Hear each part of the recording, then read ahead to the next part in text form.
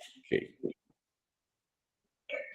Muito bem. Boa tarde, colegas do CIBERO e demais que se interessam pelas nossas transmissões, pelas nossas webinars. Nós estamos aqui hoje, dia 11 de junho de 2025, dando início à quinta fase já dessa série que começamos durante a pandemia, né? E resolvemos manter essa atividade ao longo dos anos. Teremos pelo menos mais 2 sessões webinars esse ano, se não me engano, uma em agosto e a outra em... Cláudio, qual a outra? Outubro. Agosto e outubro, isso, né?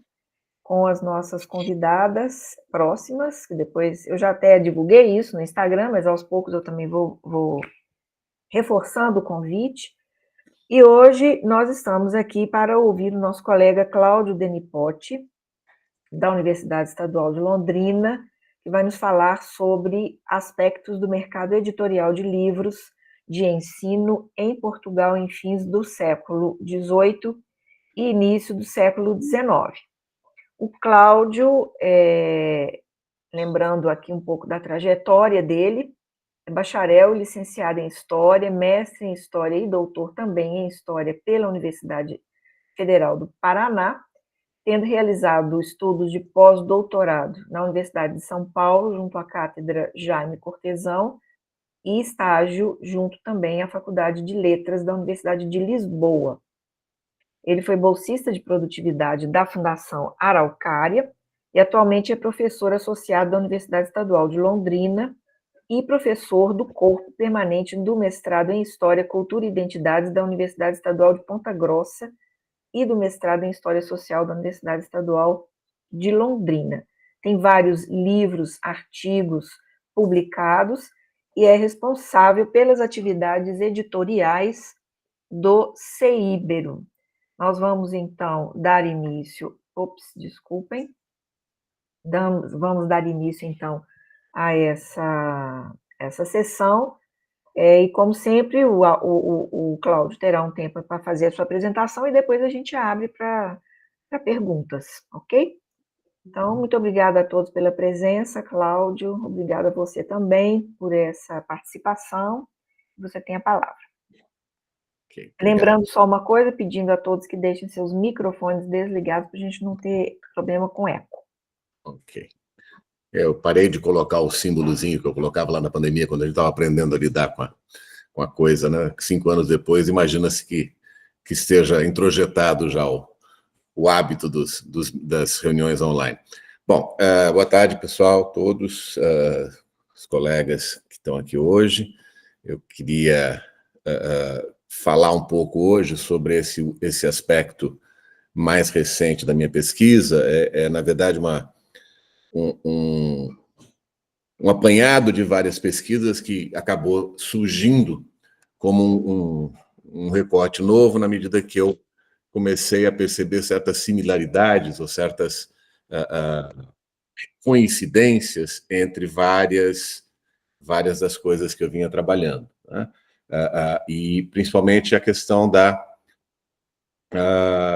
história do livro, da história editorial, que é um campo ao qual eu tenho me dedicado bastante nos últimos anos e que acabou juntando-se com essas outras ideias sobre, enfim, sobre processos educacionais que o Justino, a Thaís tem sistematicamente trabalhado com a gente. Então, eu vou tentar apresentar para vocês. São resultados ainda preliminares, é uma pesquisa que eu vou desenvolver agora um pouco mais profundamente no segundo semestre, junto com o Álvaro lá na UFOP, né, no estágio pós-doutoral, mas que eu vou, enfim, tentar mostrar para vocês que abordagens eu estou pensando para um material que já é bastante conhecido, né? Então, a primeira questão que eu gostaria de...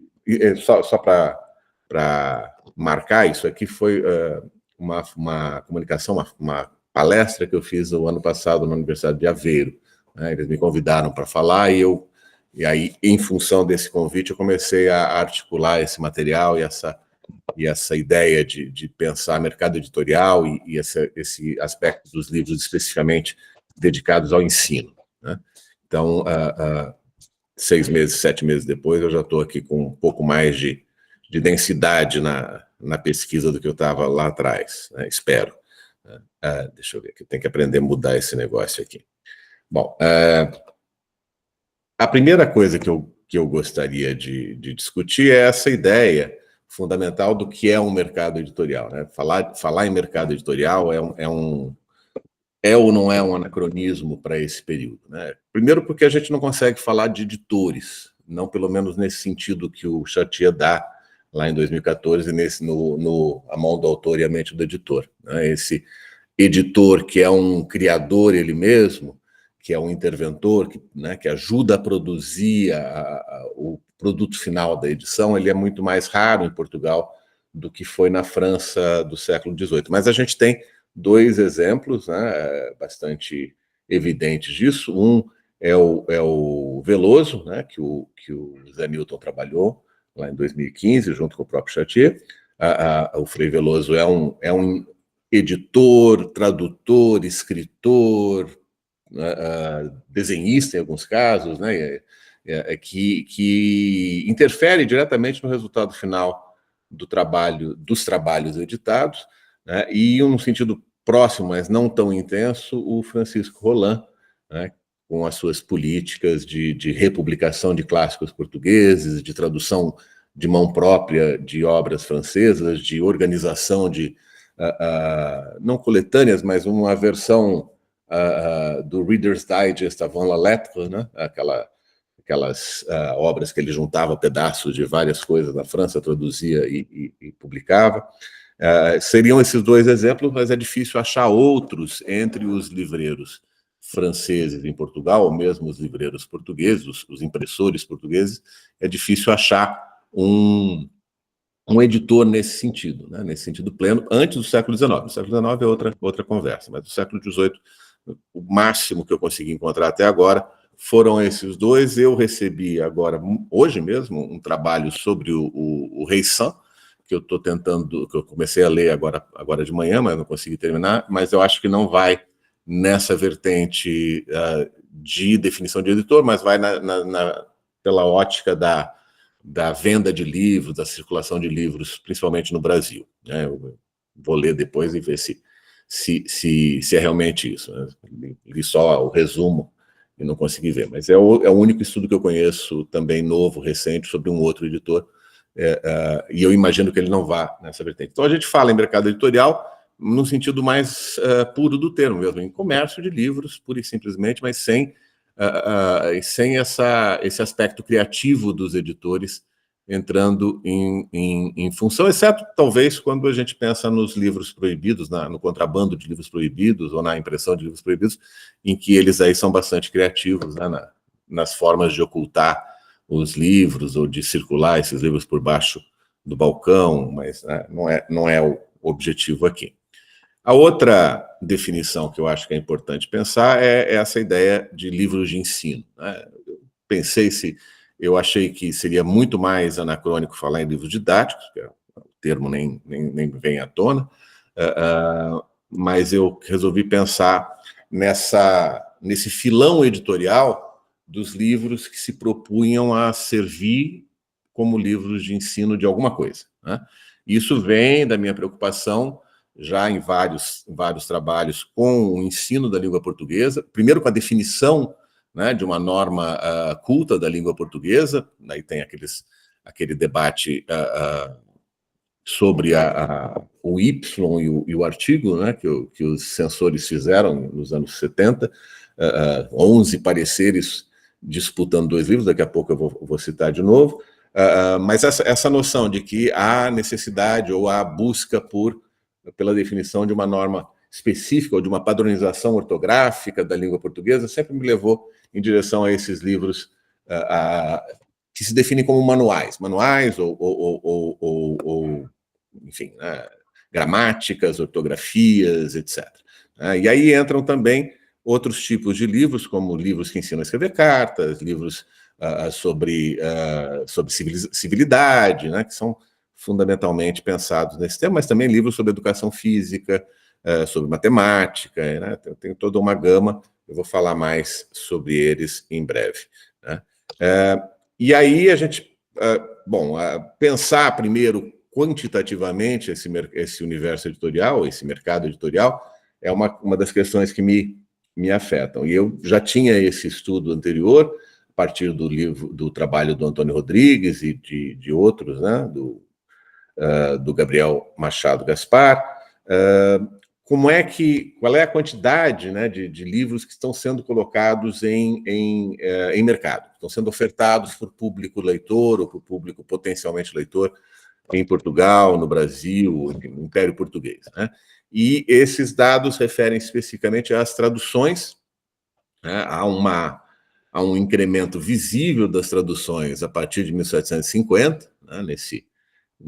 Nessa obra do Antônio Rodrigues a gente pode verificar, né? Passando de pouco mais de 100 na década de 50 para perto de 500, 450 na década final do século, né? Isso é verificável em vários campos de estudo, quando você vai analisar determinado grupo de obras publicadas, você vê um incremento sistemático e intenso dos livros publicados à medida que se aproxima do século XIX.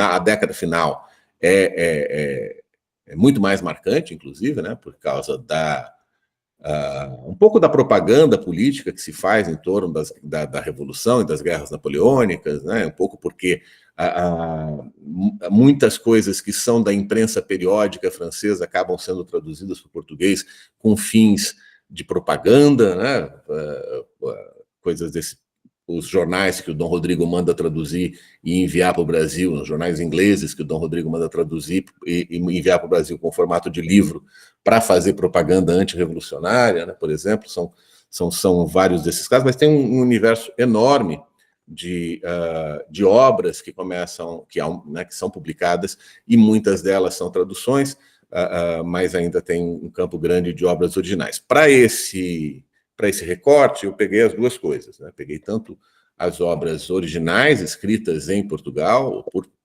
ou no Brasil, mas publicadas em Portugal, por pessoas que eram ligadas ao ensino, professores propriamente ditos, mas frequentemente por curiosos ou por enfim, gente que se pretendia conhecedor da causa e publicava livros, ou tentava publicar livros desse sentido. Então, tanto as traduções, principalmente do francês, quanto essas obras originais foram levantadas. Adiante haverá mais dados aqui, né? Aqui são mais algumas coisas sobre o mercado editorial, o estudo esse agente do livro do Diogo Ramada Curto, é uma obra que apresenta 750 agentes do comércio, mais ou menos, né, entre livreiros, gravuristas e todos os mais.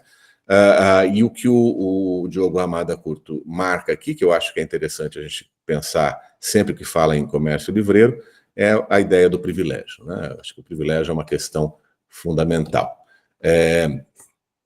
E aí a gente entra nesse outro universo que eu busquei entender, ou estou buscando entender, na medida em que faço essas análises, né?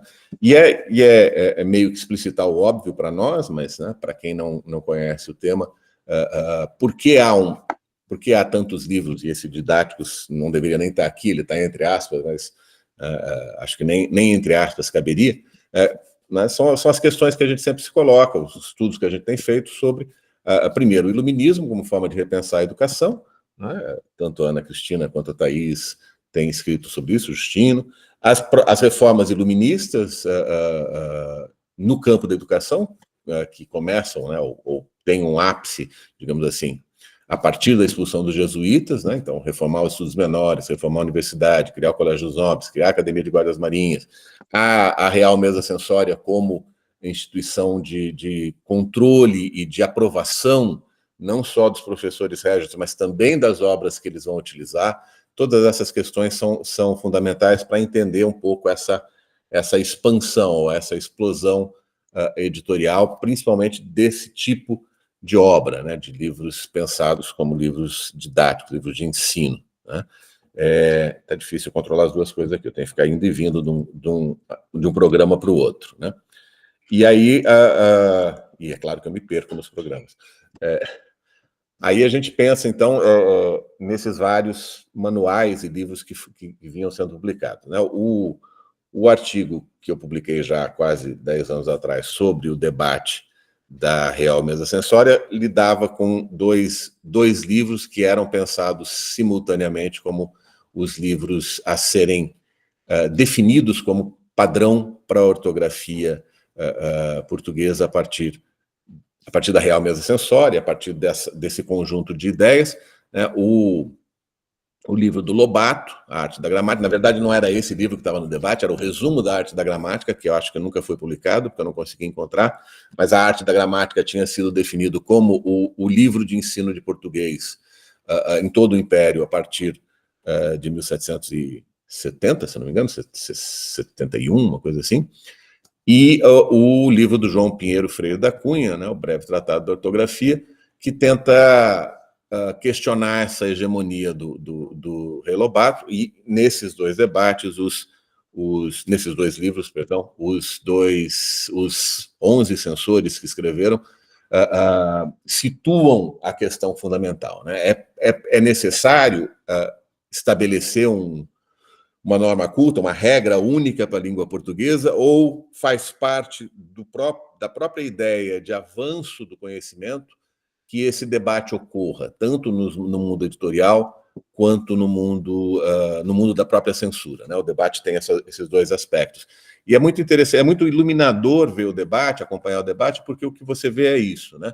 Ver censores especializados nos aspectos de língua portuguesa, vários deles publicaram obras gramaticais eles mesmos, né? Ou eram gramáticos ou ortógrafos, como queiram, falando sobre isso, e no final, o que, ao longo, né, de alguns meses de discussão, o que se resolve é o seguinte, né, eu esqueci de anotar o nome, mas enfim, um dos censores vai dizer simplesmente que o debate é parte do processo e que não é função da censura ou dos censores discutirem se em português deve-se ou não deve-se usar o Y, se o artigo faz parte ou não faz parte da sentença.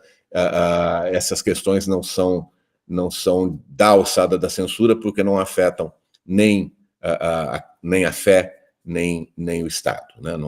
Tirando o caso do Y, né, porque um dos censores ficou muito indignado com essa recusa de aceitar o Y como parte da língua portuguesa, porque quem é que ia falar para o rei que ele estava escrevendo rei errado, né? Ficava difícil. Então, nesse sentido, esse é um debate que... Mas a conclusão final e o encerramento do debate é esse, né? A ideia de que a publicação de várias obras serviria sempre para que o debate e o conhecimento avançassem, né? Então, esse é um aspecto interessante pelos censores, mas que revela um pouco do ambiente intelectual do século XVIII, desses indivíduos do século XVIII, com relação ao conhecimento não escolástico, ao conhecimento não religioso, né? Eu gostei muito desse debate nesse sentido. A partir desse estudo e de outros que eu acabei fazendo mais tarde, eu comecei a me interessar por esse tipo de material, de livros, né? E pude ver, como eu fiz naquela época, né, que havia uma certa profusão editorial. Aqui estão um dos gráficos que eu usei, que eram as edições feitas da Arte da Gramática, já que eu nunca consegui encontrar o resumo da Arte da Gramática. É publicado em 1770 pela primeira vez, e a partir dessa publicação já foi recomendado ou indicado pela Real Mesa Censória para uso dos professores régios, e foi sistematicamente republicado até 1812, né, quando ele não é mais... Daí quando ele passa a ser publicado no Rio de Janeiro também, em Paris, tem 30 outras edições a partir de 1812 até 69, né? Então, esse tipo de riqueza editorial que me interessava, né? Pensar num livro que tenha 40 edições em um pouco mais, pouco menos de um século, né? É um aspecto muito interessante do mercado editorial e da história do livro, né? E raro também, não é uma coisa comum que livros tenham tantas edições, exceto esse tipo de obra, esse tipo de livro com intuito educacional. Esses têm muitas edições. Agora, normalmente, tirando aqueles grandes clássicos da literatura, os livros mais ou menos param na segunda ou na terceira edição, né? Deixa eu ver aqui, só um pouquinho. Aí. Esse é o do Breve Tratado da Ortografia, do Freire da Cunha. Teve uma vida editorial mais curta, 7 edições, mas ainda assim é uma boa quantidade de edições para, né, um livro de tão curta, perdão, para um livro qualquer, né? Um livro didático já está mais dentro da normalidade, né? Então, o que eu pensei em buscar e o que eu tentei fazer foi esse levantamento inicial, usando as fontes e os arquivos que nos estão disponíveis pela internet hoje em dia, né, desse tipo de obra, né? Gramáticas e ortografias, métodos de ensino e manuais em geral, né? E aí a riqueza é bastante grande, né, de materiais. Podemos começar aqui por essa turma, né, as obras que são consideradas fundadoras da gramática e da linguística, né, portuguesa, muito bem estudadas, uma série de nomes ligados à linguística e aos estudos gramaticais, o Bachelard, o Feijó, que é lá do começo do século XVIII, a primeira edição, essa já é uma edição mais próxima do fim, né? E esse apontamentos gramaticais e filológicos de um professor da cidade do Porto, que jamais consegui identificar, que tenha só essa edição. Então você tem toda essa gama, né? Desde o Feijó, que foi inicialmente publicado em 65, se não me engano, e tem uma trajetória editorial mais ou menos semelhante à obra do Lobato. O Bachelard, que é publicado praticamente até o começo do século XX, em várias quantidades, esse estudo, pensando principalmente na inovação, que é o fato dele se propor a fazer uma gramática filosófica e não uma gramática metodológica, né? A discussão aí é sobre a linguística, a gramática como uma coisa fixa ou não, né? Fixa ou social, ou historicamente variável, e ele começa esse debate. Tem uma quantidade enorme de estudos sobre esse livro, né? Além desses livros, outras obras que podem ser contadas, né? Os dicionários, é óbvio, né? O Blutot e o Moraes podem ser pensados um pouco como didáticos, mas eu não os incluí diretamente, né? O que eu cheguei nesse levantamento inicial, e esse é um gráfico que eu fechei em novembro, eu preciso atualizá-lo, porque depois de lá para cá eu encontrei mais algumas, não muitas, mas encontrei mais algumas coisas. Primeiro, principalmente, reedições. A gente tem esses números que são bastante significativos daquele gráfico lá atrás sobre as traduções, né? Nós podemos ver que que antes de 1770 havia 19 títulos publicados nesse universo, com 10 reedições até essa data, né? Depois começam 4 e 5, 5 e 12, né? Vamos para 15 e 16. O ápice está lá na virada do século, 21 títulos novos com 13 reedições, 25 títulos novos na primeira década do século XIX, com 20 reedições, 37 títulos novos com 55 reedições na segunda década. Então, tivemos aí 130 obras originais publicadas nessas várias décadas, com 250, praticamente, reedições no período todo, né? E essas reedições aqui vão para além de 1820, chegam até o século XX, em alguns casos, né? Esses números são significativos porque eles mostram um mercado editorial bastante rico, né? Mostram uma quantidade enorme de livros sendo publicados e sendo sistematicamente reeditados, né? Então, abastecendo o mercado luso-brasileiro inicialmente, mas também asiático, né? Goa e Macau, e africano, né? Angola e Moçambique também contando. Tá? Deixa eu passar para o seguinte aqui. Tá aqui eu tinha feito o gráfico, achei que eu não tinha feito. Né? É a mesma coisa, né? Ao invés da tabela, mostrando num gráfico esse crescimento editorial. Né? Esse aspecto quantitativo, então, é o ponto de partida, não é o objetivo final do trabalho, faz parte, mas não é o objetivo final do trabalho, mas vai embasar as análises posteriores, né, que vão lidar inicialmente com a ideia dos paratextos editoriais mostrando ou tentando justificar essas publicações. Né? É um trabalho também que já fiz em outros casos, no caso das traduções, eu trabalhei com os prefácios de tradutores, aqui eu estou trabalhando com os prefácios dos autores, além dos tradutores que aparecem, né? Tentando entender um pouco questões ligadas ao público entendido, né, ao leitor pretendido, perdão, desses escritores, quem eles têm, não é quem eles têm em mente, né? Quem tem em mente é o leitor ideal, isso não funciona bem, mas para quem eles pretendem vender esses livros, ou quem eles pretendem que usem esses livros, é uma questão que se coloca. E, em segundo lugar, dentro desses paratextos, tentar ver que estratégias retóricas, que estratégias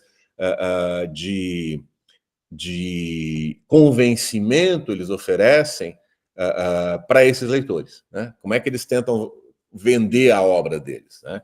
Então, mistura um pouco estratégias de comércio e de edição com grandes questões ligadas a esse universo das ideias, ou da República das Letras, dos grandes ideais, está tudo meio embolado nessa concepção deles. Esse é um estudo que eu comecei a fazer há um pouco mais recentemente, né, e que ainda não tem uma conclusão. Estou tentando chegar a essa conclusão por agora, mas tentando ver esse tipo de material, né, como essa dedicatória à crítica portuguesa do Francisco Nunes Cardoso, em que ele faz uma discussão, né, com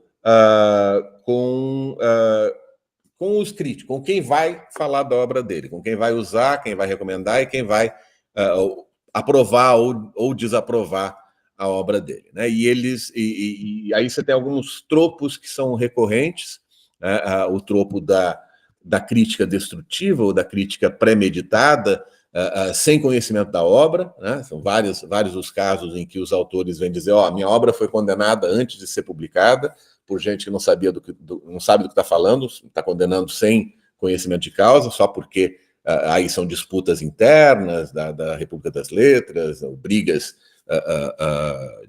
enfim, né, de brigas pessoais, em alguns casos, que transparecem nesses paratextos. Mas há em comum, e aí o Eduardo vai gostar disso, há em comum essa crítica sistemática a tudo que veio antes, né? Todos os abusos, todas as práticas incorretas de ensino que existiam antes de eu publicar meu livro. Isso é um tropo comum também. O que eu estou trazendo é o que vale a pena ser lido, tudo que veio antes, esqueçam, não merece ser contemplado, porque estava errado, né? Provocava sofrimento nas crianças, provocava resultados pífios, e assim vai. Isso vai sendo reelaborado, dependendo de quem é o autor, e mais ou menos ao longo de todo o século XVIII e no começo do século XIX, você vai vendo isso, né? A obra é uma obra fundadora, a obra é uma obra inovadora. Mesmo com as traduções isso acontece, né? Eu encontrei 2 livros sobre educação física, um por um médico e um por uma pessoa que se diz preocupada com os próprios filhos, e ambos diziam isso. Tudo que existiu até aqui não merece ser trabalhado, vamos trabalhar a partir de agora. E o legal é que são 2 livros que foram feitos por encomenda da Academia de Ciências. Né?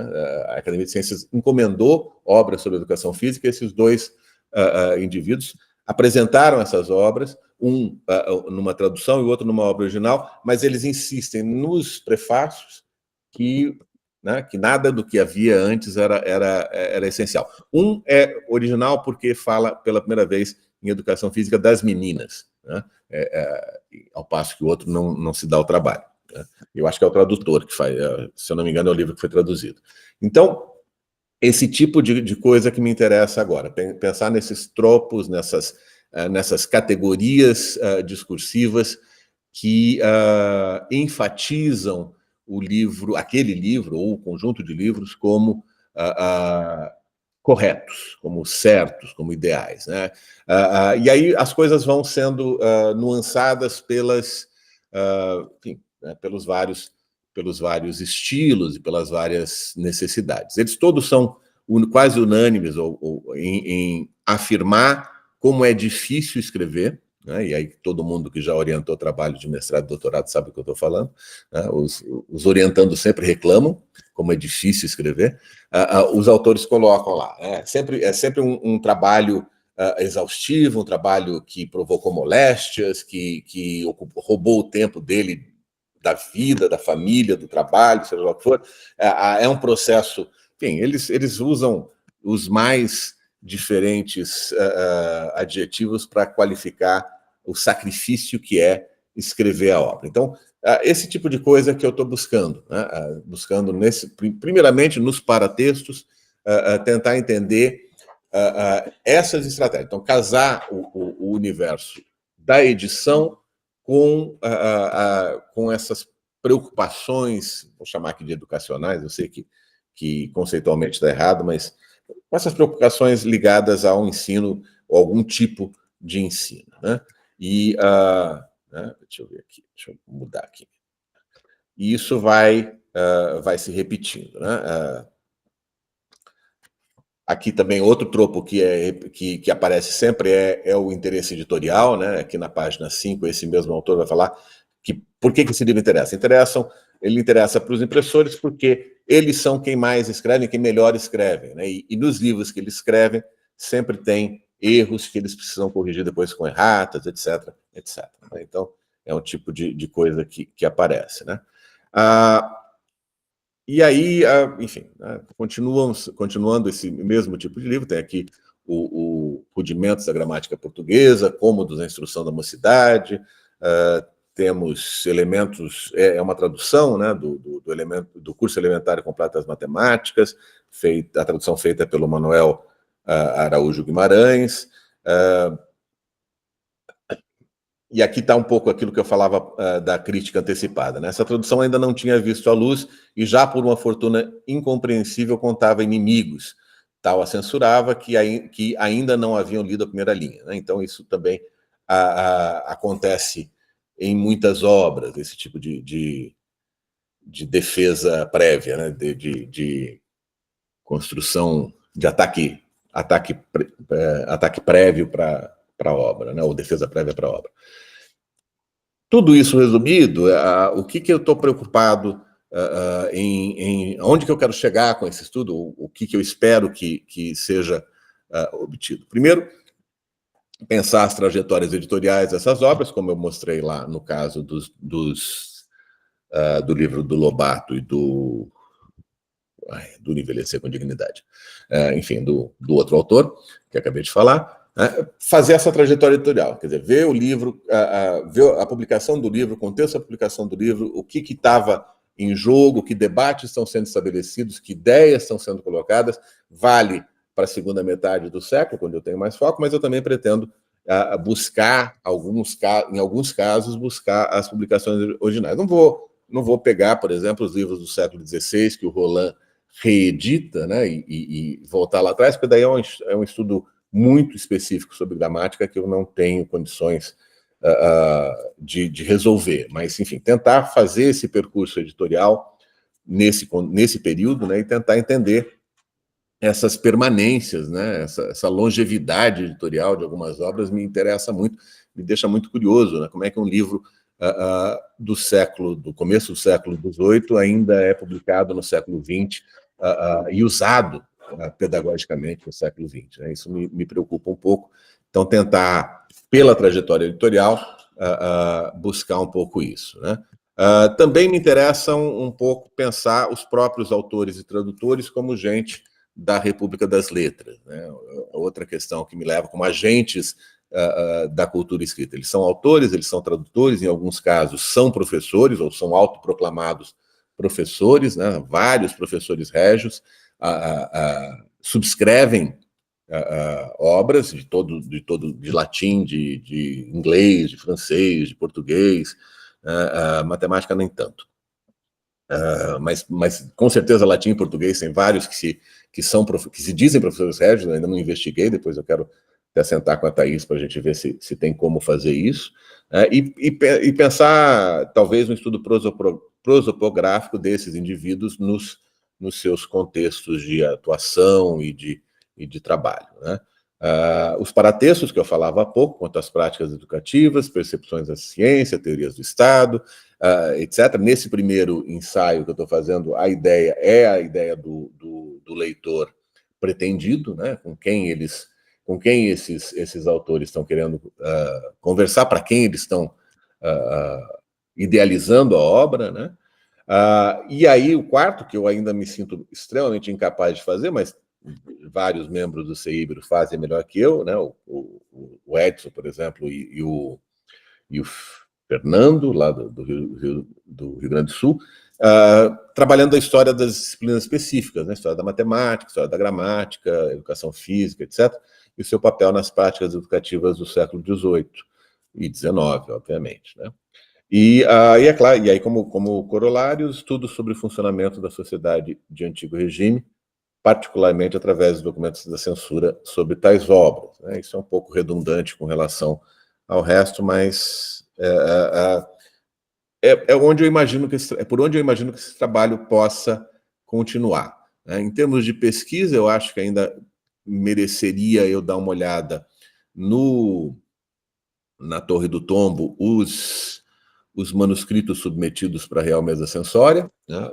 Embora os pareceres não estejam digitalizados, muitos dos manuscritos já estão, então eu conseguiria ver um pouco melhor. Há manuscritos que não foram aprovados, inclusive, né, que não viraram livros, né? Isso também é um campo interessante, e ver se eles contrastam muito com esses livros que eu já encontrei, né? E as censuras propriamente ditas, né? Temos aqui uma censura de 1772, de um livro de ensinar as primeiras letras para ler, escrever e estudar portuguesa com perfeição, em que o censor não aprova o livro, não deixa ser impresso, né, por uma série de motivos, principalmente ligados ao conteúdo do livro, né, quanto à substância, os defeitos, né, ele é cheio de barbarismos, de cacofonias, de tautologias, de pleonasmos, quer dizer, né, provavelmente a pior obra que ele viu na vida, a julgar pelo parecer. Não sei quantos desses existem, seria um levantamento a ser feito, encontrar outras, ter uma ideia de outras obras que não foram autorizadas, não foram publicadas, mas que foram submetidas, talvez dê um pouco dessa dimensão que eu busco do perfil dos autores. Quem são esses indivíduos? Por que eles se pretendem oferecer livros de ensino, né? É só o vácuo da expulsão dos jesuítas e das reformas educacionais que provoca isso? Ou existe algo mais ali? Ou existe uma certa vontade de pertencer à República das Letras, né? Naquela lógica que o Darton trabalha para a França, das tentativas frustradas de se tornar um filósofo, né? Tudo isso são coisas que eu vou buscar encontrar. Até agora eu tenho só algumas pequenas indicações e pequenas pistas, né? Enfim, é um campo de pesquisa que eu estou, como eu disse no começo, iniciando, né? Tem aí alguns meses só de trabalho em cima, especificamente nesse recorte, embora traga cumulativamente material de outros trabalhos, e que eu pretendo continuar nos próximos anos, provavelmente, pelo tamanho da coisa, para tentar responder algumas perguntas específicas, tanto no campo da história do livro, essa história editorial, principalmente, né, esse percurso editorial dos livros e dessas estratégias de funcionamento do comércio e do mercado editorial, quanto com menos propriedade no campo da história da educação, mas aí eu vou sempre recorrer aos colegas especialistas quando precisar, né? E é isso que eu teria para apresentar hoje. São mesmo apontamentos iniciais, são aspectos encontrados inicialmente, né? Sem muito aprofundamento ou com poucos desdobramentos plausíveis palpáveis, até agora, né? Plausíveis tem vários, palpáveis é que eles ainda não são. E estou curioso para saber o que vocês acham. Obrigada, Cláudio. Deixa, assim, muitas questões para a gente pensar esse caminho que você vai aprofundando de estudos já trilhado, né, um caminho já trilhado há muitos anos, com o desbravamento dessa nova vertente aí. Quem quiser fazer, então, pergunta, pode levantar a mãozinha aí, ou, então, colocar a pergunta por escrito no chat. Está aberto o debate. Enquanto vocês pensam, eu posso ir perguntando? Então, vamos lá. Cláudio, sei que você está começando a discutir isso agora, mas eu fiquei curiosa, primeiro, né, concordando com o uso, que não é muito apropriado, do didático, até mesmo entre as aspas, né, porque a definição de obra didática ela é bem mais recente do que essas obras que nós encontramos para o século XVIII e, às vezes, até mesmo para uma parte do século XIX. Achei muito interessante a expressão que você utiliza, livro de ensino, e eu queria saber se você já vislumbra uma distinção conceitual em relação aos manuais, inclusive por uma expressão que a gente já tem utilizado há algum tempo, eu mesma já usei muito, que é o manual pedagógico, que enquadra um tipo específico de obra, né, focada para fundamentos de uma educação mais geral, não temas específicos, às vezes. O manual, por vezes, pode implicar numa, entre aspíssimas aqui também, especialização temática. Queria ouvir você sobre isso. E a outra coisa é em relação à lógica, você já me provocou com os professores régios, e autoria ou tradução de obras, né? Eu fiquei me perguntando se seria isso em Portugal, né? Porque aqui no Brasil se tem acho que é um só que eu já ouvi falar até hoje. Se são traduções que eles fazem, se eles escrevem, como vai ser muito comum da segunda metade do século XIX em diante, professores que escreviam livros sobre as disciplinas que ministravam, né? Aqui no Brasil, a gente tem muitos estudos, por exemplo, sobre os manuais escolares de história escritos por professores do Imperial Colégio de Pedro II. Então, eles usam a sua experiência para produzir um material, aí sim, esse didático, aí eu já estou falando da segunda metade do XIX e da primeira metade do XX, ou se são obras escritas assim como sínteses das suas experiências como professores, né? Qual que é o objetivo? É instrumentalizar a sua própria prática, é tentar, como você falou, entrar para essa República das Letras por esse caminho, né?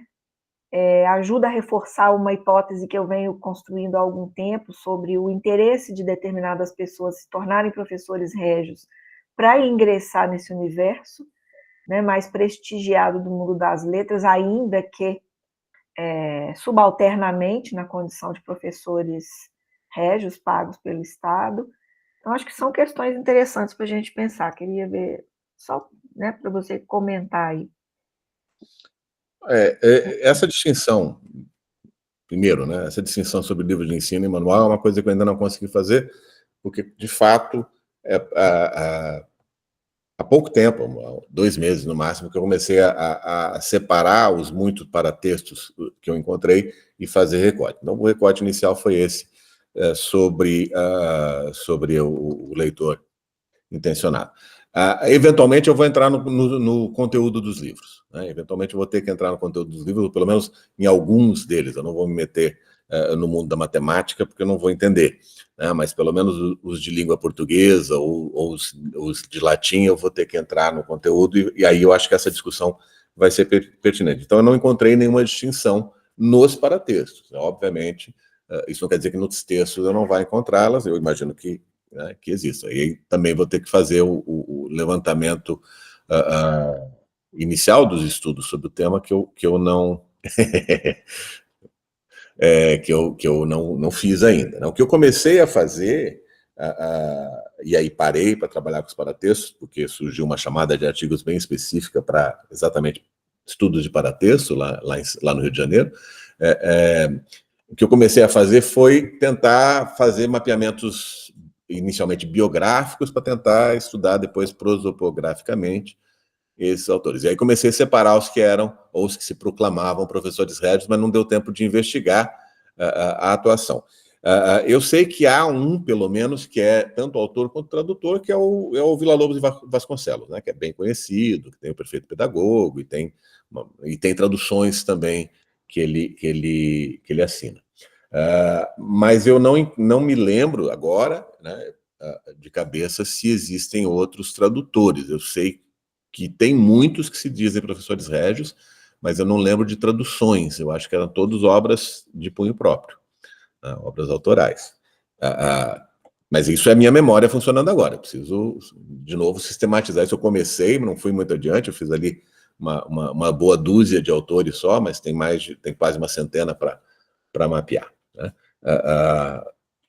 Provavelmente há professores régios que fazem tradução, porque tradução é uma febre. Né? Principalmente na década de 80 e 90, traduzir virou uma febre. Eu sei disso não tanto pelas traduções publicadas, quanto pelas traduções negadas pela Real Mesa Censória. Tem uma quantidade enorme de traduções em que os censores dizem simplesmente que a pessoa não sabe nem a língua original e nem a língua portuguesa, então né, que não vá para frente com essa obra. De um padre Galiza ou Galícia, uma coisa assim, que toda vez que ele mandava uma obra para censura, os censores se davam ao trabalho de dizer que ele devia fazer outra coisa na vida, menos ser tradutor, porque ele não falava nem francês, nem português, né? Sei lá qual era a língua original dele. E aí, quando ele tentava traduzir do latim para o português, então a catástrofe era fenomenal, segundo os censores. Mas tem, sim, tem muitos professores régios. Alguns dizem publicar as suas próprias anotações. E aí eu vou ter que fazer esse estudo comparativo. Alguns dizem, estou aqui trazendo a experiência de anos como professor régio em tal ou qual lugar. Mas eu ainda, de novo, não entrei no mérito dessas obras, pretendo fazer isso no futuro. Para saber se realmente, né, o que realmente está acontecendo ali, quais são essas motivações ou essas estruturas de organização, tanto da educação quanto da participação social. Né? Eu encontrei um brasileiro, eu não vou saber dizer agora quem, sem buscar no material bruto lá, mas eu encontrei um que era professor régio em algum lugar, não sei se Pernambuco ou se era Pernambuco, eu acho, que tem uma obra publicada, né, na década de 80. Agora também não vou lembrar qual obra, preciso ir lá ver, preciso buscar, depois eu te digo. Né? Que mais? Acho que é isso, né? Então, essa coisa do manual eu vou ter que aprender com vocês depois, se o manual é realmente uma obra mais especializada ou não, em comparação com livros de ensino geral. Tem muitos manuais, né? E eu, obviamente, deixei de fora os manuais específicos demais, o manual de agricultura, manual de cultivo, né? Esse tipo de coisa que era bastante recorrente. Né? Não considerei. Eu me preocupei basicamente com obras que se voltavam ao público, entre aspas, imensas, estudantil. Né? Ou obras que se diziam destinadas a quem não estudou. Né? Então, o uso da ortografia para quem não passou pelos estudos e coisas desse tipo. Tem vários e vários livros que insistem nesse tema. Né? Ok, obrigada, Cláudio. Deixa eu só Então ver o vamos que lá. escreveu aqui. Ana, tem dois comentários só aí no chat. E Ana Cristina quer fazer uma pergunta. Sem microfone, Ana. Abre o microfone. desculpa que até me esqueço. Eu queria fazer também um comentário a propósito do universo educativo e desta produção editorial, pensada em função de um universo educativo que é diverso. Não pode ser tomado como um universo claramente definido, isto é, por um lado nós temos as escolas régias, não é? E é muito importante verificar como a importância que a tipografia régia, criada em 1769, vai dar à impressão de livros que se destinam naturalmente ao ensino, tenham eles um caráter manualístico ou não. No caso da ortografia, a guerra que se vai gerar entre os vários modelos ortográficos tem sido bem estudada por alguns colegas linguistas da área da linguística, nomeadamente um colega nosso que é da Universidade de Trás-os-Montes e Alto Douro, que estudou claramente a gramática do Reis Lobato, como o Cláudio sabe, não é? E o Reis Lobato para além de ser um gramático, é um grande aficionado do Marquês de Pombal, a ponto de ter um elogio ao próprio Marquês de Pombal e de estar profundamente implicado nas reformas educativas no campo do ensino da latinidade e da língua portuguesa das escolas régias. Portanto, temos aqui um modelo pré-definido, e o Reis Lobato corresponde, de facto, ao padrão das escolas pombalinas, e depois temos um outro modelo mais profuso que procura, no campo da ortografia e da gramática, distinguir a pureza da língua em função da invasão dos galicismos, que são imensos. E realmente a tradução vem, de alguma maneira, favorecer a profusão do galicismo e do anglicismo na língua portuguesa. E, portanto, há aqui uma defesa clara da forma de escrita convencional, embora aqui também se possa dizer que a norma é racional. A norma ortográfica tende a ser o mais possível racional e a aproximar a fonética da escrita, sem redundância fonética, é muito interessante. Os linguistas têm feito trabalhos fantásticos neste domínio, não é? Não vou entrar por aí. A única coisa que me preocupa, num universo tão dilatado de edições, é definir, por um lado, quem publica, o que publica e para que instituição se publica. E há pouco a Thais acaba de fazer uma afirmação que me parece muito importante, é que há muitos livros que são pensados para uma educação de quem não está a ser escolarizado. Há sociedades patrióticas, a de Ponte de Lima, por exemplo, que promove a edição de livros no campo da agricultura, na edição de livros no campo da pequena indústria de tecelagem, como fazer, que procedimentos adotar. Esses livros têm realmente o seu universo, é um ensino, mas é um ensino de gente não escolarizada. Portanto, a segmentação aqui é muito importante. Para além da manualística e não manualística, segmentos em função dos objetivos das instituições de ensino, ou não, que se pretende atingir. Acho que é muito importante.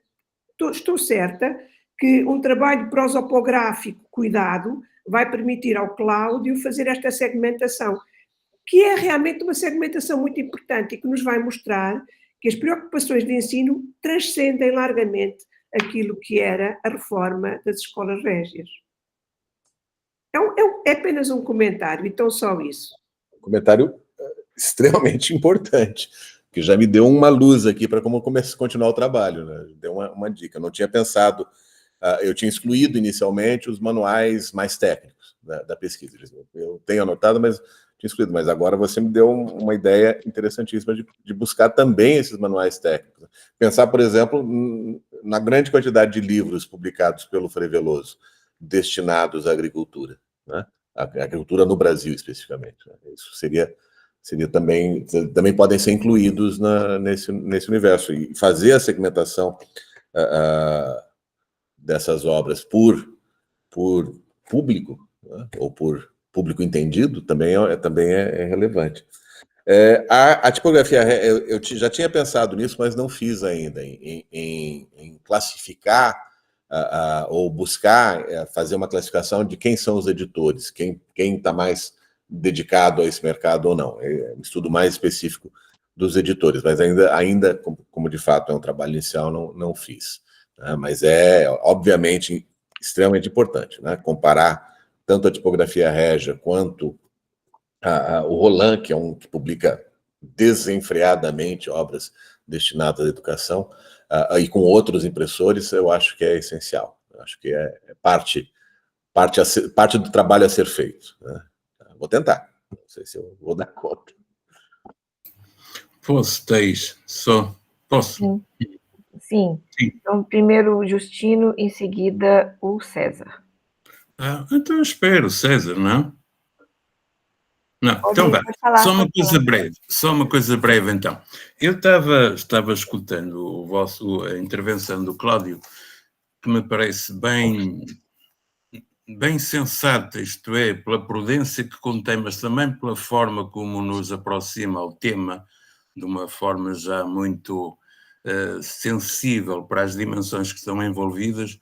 E esta questão do manual, há um tempo atrás eu, por resposta a um outro professor que trabalha também essa preocupação e que me fez pergunta, que ideia tem do manual e aquela conversa com o que é o manual, não é manual, discussão de que eu me afasto bastante, porque me parece que será sempre difícil chegarmos a um consenso, nem que só por convenção, e então baixei, perguntei ao Índice Geral da Biblioteca Nacional de Lisboa, ou de Portugal, quantos manuais surgem. E é pouquíssimo até a segunda metade do século XIX. E vai aparecendo sempre, o que vai aparecendo em regra, é associado a um objeto. A agricultura, o desenho técnico, a caligrafia, o secretariado, a caligrafia, enfim, isto é, aquela noção que vem do século XVIII e muito interessante, que é aprender pelo livro, que esta é uma grande conquista do final do século XVIII, não é? O pequeno livro para aprender pelo livro, nem que seja aprender no campo espiritual, que os jesuítas, os oratorianos foram trabalhando muito já, o pequeno livro para guia espiritual e por aí, aprender pelo livro. Mas, de facto, buscando nós na legenda dos livros, ou no título dos livros, a ideia de manual, a noção de manual, o enunciado de manual, ele é muito raro, muito raro, muito raro. Se nós quiséssemos vê-lo mais próximo, diríamos, por exemplo, um ABC. Bom, aí o professor, quando publicou um ABC, ele publicou um guia de lições que diz que é uma experiência que tinha, que quer partilhar com outros colegas, tal. E isto aparece muito nos arquivos da censura na Torre do Tombo. Há AVCs, uns já autorizados, outros não e tal. Bom, aí temos um pequeno guião, não é? Aproximamos um bocadinho da ideia de manual. Mas a ideia de manual vai vindo muito da parte material, de um objeto sobre o qual, uma técnica sobre o qual se quer fornecer o manual das fortalezas, enfim, de fazer minas, enfim, muito por essa zona, não é? E, portanto, aqui vamos surgir compêndio, enfim, uma outra noção, por aí, vão-nos aparecendo outras noções. Isto para dizer o quê? Talvez o Cláudio tenha necessidade de mergulhar um bocadinho mais no paratexto, um bocadinho mais na configuração do próprio objeto livre, para ver se há ali ou não a possibilidade de um guião, de um vademecum, não é? E isso é o que seria, aproximarem um pouco daí, não é? E, portanto, quando pegamos a tradução direta do inglês, Book School ou por aí, nós não estamos a satisfazer muito a nossa semântica, porque a nossa semântica seguiu tem uma outra cadência, não é? Esta é a minha... Mas, olha, gostei muito, muito de ouvir, muito obrigado. E estes comentários que a professora Cristina e que o professor Teis fazem são muito, muito... vêm muito oportunos. Parece-me este é um trabalho interessantíssimo, Cláudio. Avança, até porque você tem uma vocação boa para trabalhar estas visões. Já. Para nós, cada um de nós tem um pouco aquilo em que se entende bem. E o Cláudio entende-se bem nesta como que nesta orgânica, numa certa visão, não se perde não se perde nos ficheiros, não se perde na grande base de dados, vai puxando depois. E isso eu, por exemplo, tenho muita dificuldade em fazê-lo. Muitas vezes pergunto diretamente aos ficheiros, ao ficheiro também da Biblioteca de Madrid, o que é que me vem de Manes e tal. E às vezes, a Biblioteca de França. E essas perguntas são interessantes. São interessantes. Perguntar-nos logo quantos títulos. E aí a cadência, a temática a que eles estão indexados, os autores. Normalmente um autor tende a conservar também uma certa tradição, uma certa participação na área através de mais de um tipo de produção do que de outras. Enfim, são várias variantes. Obrigado. Obrigado, Justino. Olha, enquanto você falava, eu fiz uma busca rápida no arquivo mãe aqui que eu tenho com todas as anotações e não existe nenhum manual. Nenhum deles tem. Tem instrução, tem alfabeto, tem, enfim, mas nenhum se autoproclama manual. Você está sem microfone, Justino. É curiosíssimo isto, sabe? Fechou de novo o microfone, Justino. A gente não te ouviu a última parte da fala, a gente não ouviu. Desculpa só, é paradoxal, mas é curioso, quer dizer, e temos de lidar com esse paradoxo, não é? Penso eu. Okay, o que eu lembro de manuais são os agora, assim, parando para pensar, o que eu lembro que tem manual no título são as publicações do Arco do Cego. Vários deles têm manual do título. Manual, aí sim. Né? Aí sim. Aí sim, são aqueles fisiocratas que têm também guiões e vinham apoiados nas memórias da academia. Enfim, há ali um universo que favorece essa e que legitima, porque também fazer um manual precisa de alguma autoridade. Nós vamos vê-lo depois, muitos metodólogos, os inspectores, enfim, alguma autoridade que se avança de facto com a noção de manual. Os gramatólogos de algum modo trabalham, mas não trabalham a noção, não é pelo livro deles que o professor vai ensinar naquela ordem, vai ensinar depois pela ordem que vier a constituir na sala de aula. A gramática tem uma ordem interna, mas não é necessariamente a ordem que vai ser a ordem didática, eles sabem disso, não é? Os gramatólogos. Portanto, é muito interessante o manual passar para a ordem do aprender, para o outro campo. Muito obrigado. Nessa ordem de ideias, eu lembrando um pouco o trabalho do Eduardo, me chamou muita atenção o uso do termo método. Né? Esse é bem recorrente. Né? Esse é bem recorrente. Justino, sem microfone. Por exemplo, pega lá o livro da Congregação do Oratório, que é de 1750, original, é um novo método de se aprender as primeiras letras. E assim, o termo método é bem mais comum. O manual quer dizer, é raro, de fato. Mas método, e aí inspirado, né, pelo verbete que o Eduardo escreveu lá no glossário, eu dei ênfase para isso. Né? E, por enquanto, no paratexto, encontrei bastante esse uso. Né? Mas no mais são tratados, são exatamente isso. São tratados, são instruções, são notas e coisas do gênero. Né? Os títulos variam por aí. Então, César. Bom, então, né, boa tarde. Também cumprimentar o Cláudio aí pela apresentação. Meu comentário era, né, nesse mesmo tema, né, nessa mesma área aí da questão dos livro didático, porque assim da documentação, principalmente da documentação da reforma, a gente encontra apenas o título livro. Vai ser pelo livro do fulano de tal, vai ser pelo livro tal. Quer dizer, né, não existe uma qualificação, né, se é um livro de ensino, mas é só o livro do fulano de tal ou o livro tal. E o outro termo, né, o outro termo que aparece para designar algum tipo de, né, material de suporte para o ensino, para a aprendizagem, é realmente o compêndio. Então, assim, não há, né, especificamente um termo qualquer, né, adjunto lá, adjetivando a palavra livro, tal. É o título ou é o autor. Então, assim, isso só dando essa... Uma outra questão, né, quando você apresentou aquele quadro referente às reformas e tal, é importante não... Né, assim, talvez a gente não dê o devido valor, mas a gente não esquecer a criação da aula do comércio, né, porque ela é responsável também por traduções e produção, né, de textos que têm, né, assim, o comércio como tal, né, o Savary vai ser um dos traduzidos e tal. Então, assim, eu acho que é uma instituição, né, afinal de contas, criada naquele contexto que não dá para a gente fechar os olhos para ela. Eu ia falar da matemática, mas o Edson já, né, colocou lá no chat... Né, já exigiu o monopólio.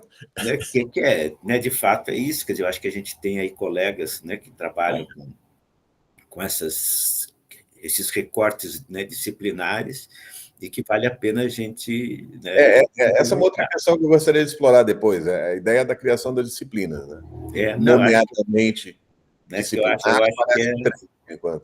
que é interessante.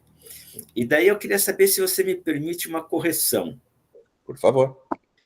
Que, assim, numa tabela que você apresentou, né, que você separa por décadas, quer dizer, as décadas começam no ano 1. Elas não são... Não é 1760 a 1769.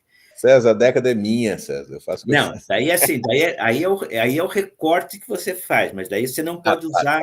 Você não pode usar a palavra década. Tem razão. A década realmente ela tem... É como o século, né? O século começa no 1. Muito bem.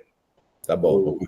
O Jesus Cristino nasceu no ano 0, né? Então, a gente tem esse problema, né, com relação a isso. Mas só, né, uma questão só de... Claro. Tá? Essas tabelas todas eu preparei para a aula que eu fiz lá em Aveiro, que era específica para os alunos da graduação e mestrado em estudos editoriais do curso de letras. Então, não foi uma coisa que eu pensei muito analiticamente, eu só dei uma arrumada. Né? Mas, enfim, tá certo. O Eduardo, acho que... Eduardo agora, então. Boa tarde a todos. Também queria cumprimentar o Cláudio aí pela fala e pela nova linha de pesquisa, né, que está se iniciando, né? E eu só queria fazer alguns comentários, né?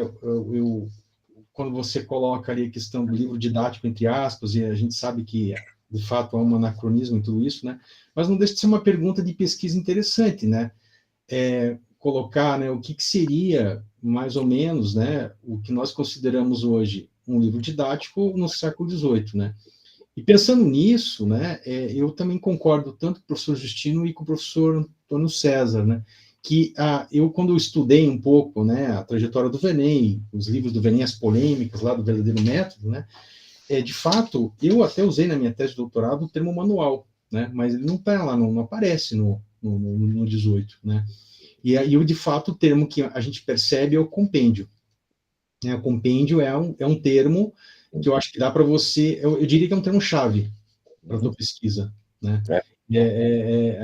Né? Talvez até possa gerar isso aí, um verbete, enfim. Né? Porque daí pensar, né? Porque o compêndio, né, geralmente, ele tem muito a ver com aquilo que a professora Ana Cristina falou, o contexto institucional na qual aquele livro vai circular. Né? E aí, obviamente, daí tem outros aspectos que têm que ser analisados, né? Você fala, por exemplo, a questão do privilégio, né? Por exemplo, o Vernet, ele, nas cartas que ele escreve depois que ele se exila na Itália, né? Ele estava fazendo uma campanha forte para tentar publicar o que seria um dos manuais dele, né? Inclusive, ele gasta com o próprio dinheiro dele, e é ali que ele vai que ele vai romper, basicamente, com o Pombal, né? A partir dali, a vida dele cai em desgraça, basicamente, né? Mas ele estava com o objetivo de publicar um dos seus manuais, um dos seus compêndios, né? O objetivo dele era que, especialmente, eu acho que, se eu não me engano, o compêndio de lógica dele, ele estava se esforçando muito para tentar inserir o compêndio de lógica dentro das reformas que estavam se operando ali naquele momento, né? Tanto é que o compêndio que vai ser adotado pela Universidade de Coimbra é o compêndio do italiano lá, esqueci o nome dele, professora Cristina, professor Justino, acho que podem nos ajudar aí, mas e o Vernet se queixa muito em relação a isso, né? Quer dizer, então o objetivo do Vernet, obviamente, né, era também tentar se promover, né, valorizar a sua honra ali perante a toda aquele jogo intrincado ali do antigo regime, né? E outro detalhe interessante também, né, você falou ali da questão da reforma ortográfica, né? O verdadeiro método de estudar, ele já, a forma como o Vernet escreve, ele é um manifesto já bastante revolucionário do ponto de vista da própria ortografia que ele utiliza. Muitos até ali já tem uma dose muito grande de provocação na forma como ele vai escrever, né? Ele de fato ele está daí sim ligado muito a essa questão que você coloca ali, né, do iluminismo, né? Quer dizer, de um movimento importante ali ligado à educação, à transformação, à modernização. Então a ideia, por exemplo, de desvincular a língua portuguesa das línguas clássicas, né? Do latim e do grego, né? E o Vernet, ele adotava, como a professora Ana Cristina comentou, ele estava mais interessado numa aproximação fonética, né? E facilitar a língua portuguesa para torná-la mais acessível, né? Então, a forma como ele escreve já é também, digamos assim, um esforço no sentido de fazer com que o próprio português se tornasse mais popular. Tanto é que ele vai também sugerir que os alunos aprendessem o latim, aprendessem o latim pelo português, não começar pelo latim, né? E o que também não era o pessoal não gostou muito, né, da ideia dele, né? Então, talvez se você também...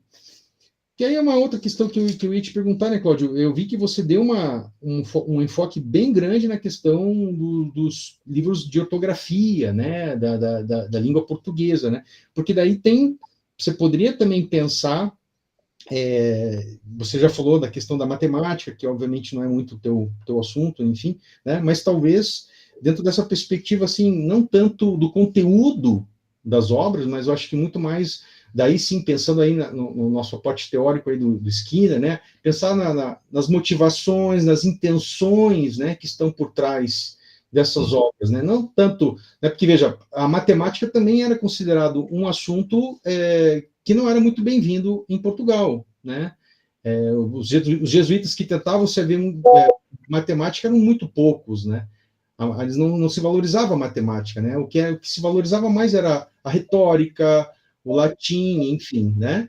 Então, quando alguém se propõe, por exemplo, a publicar um compêndio de matemática, isso já coloca, digamos assim, pelo menos na leitura que a gente faz hoje em relação ao 18, como alguém que está bastante alinhado com o iluminismo, né? Então, talvez pensar também, não sei se você vai pensar, organizar tematicamente também esses manuais, esses compêndios, né? Mas eu gostei bastante aí da tua pesquisa, e era só uns comentários, mas não tinha nenhuma pergunta. Eu acho que uma classificação analítica vai ser absolutamente necessária, né? Uma coisa que eu ainda não fiz e que devo fazer é me aprofundar um pouco no conteúdo dos livros para ver se eles, de fato, trazem alguma contribuição de ensino em qualquer campo que seja, né? Mas, enfim, vou ter que ir atrás disso na medida da disponibilidade dos livros.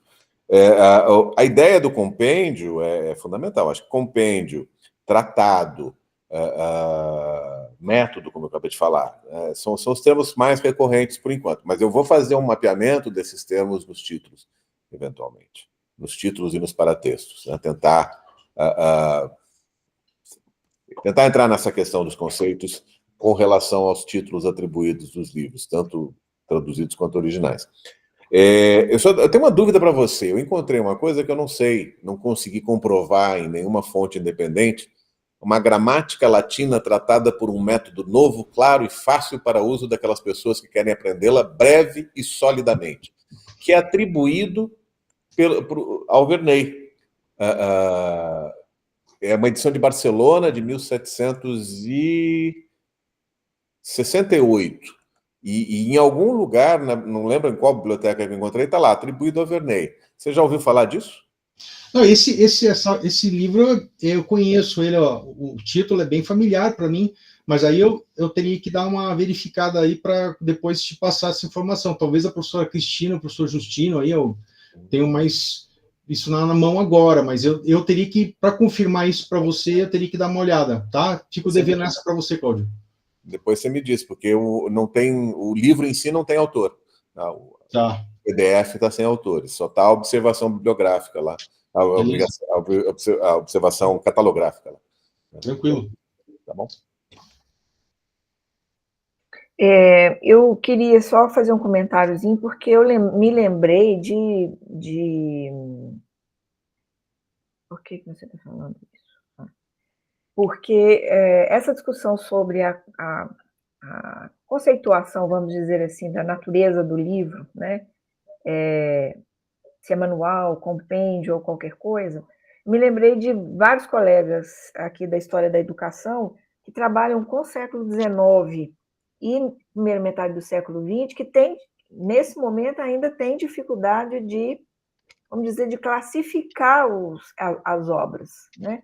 Porque elas contêm em seus títulos, às vezes, o termo compêndio, ou manual, ou cartilha, ou epítome, ou vários outros, mas muitas vezes quando eles, né, eu já vi alguns trabalhos deles, né, desses colegas nesse sentido, por exemplo, elencam vários cuja denominação dada pelo próprio autor é um compêndio, e analisa comparativamente os vários compêndios, eles não têm características comuns o suficiente para construir uma categorização do que é compêndio, né? Isso para segunda metade do 19 e início do 20, eles têm dificuldade. Então, só para, né, fazer esse comentário sobre uma coisa que é o que nós utilizamos como uma terminologia nossa de estudo para, né, nos referirmos a determinados materiais, ou que efetivamente esses materiais têm de características que permitam que, mesmo eles não tendo isso no título, sejam classificados ou considerados ou categorizados dessa ou daquela forma. Então, me parece ser uma área assim, um pouco nebulosa, mesmo para os estudos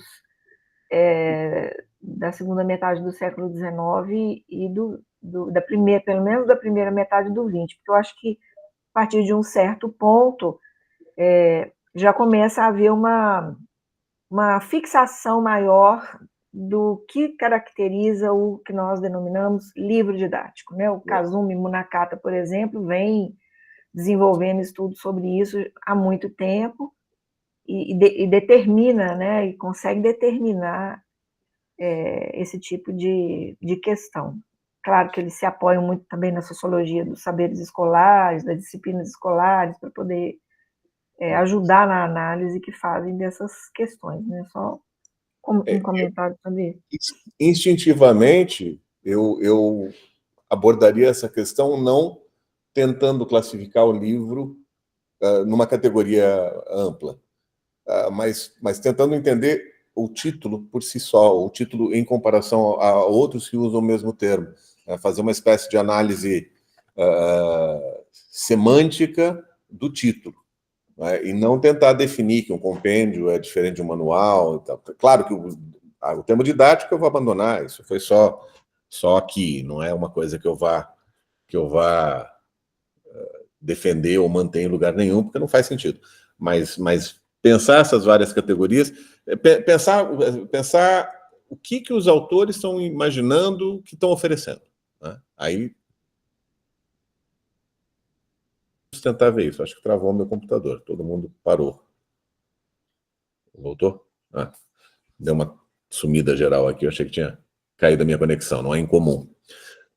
Mas, enfim, essa é uma reação intuitiva. Claro que eu precisaria pensar mais a esse respeito, né? Mas definir, classificar é obviamente necessário, né? Isso ainda não é uma fase que eu não atingi ainda, mas Quem sabe agora, largando as aulas, indo lá para Ouro Preto descansar um pouquinho, para a Mariana descansar um pouquinho, eu consigo descansar. Até parece que o Álvaro deixa a gente descansar.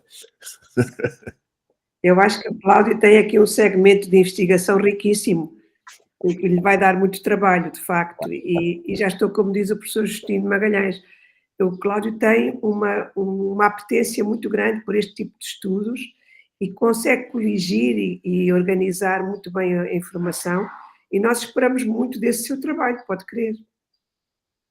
É um bom trabalho de investigação. Por favor. Não, é porque o segmento de livros que apresenta, numericamente, já é muito expressivo, não é? E, portanto, vai exigir um trabalho minucioso de limitação temática, de ajuste por áreas e também de análise muito cuidadosa dos paratextos, mas pode dar-nos realmente grandes pistas sobre a riqueza desse manancial que começa a reunir, não é? Vamos esperar por novidades, seguramente. Tá bom. Muito bem. Mais alguma questão? Algum comentário?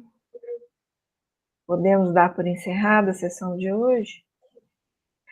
Bem, então, colegas, agradecemos muito a presença virtual de todos os colegas de cá e de lá, ao Cláudio pela apresentação, que nos instiga a pensar muitas coisas.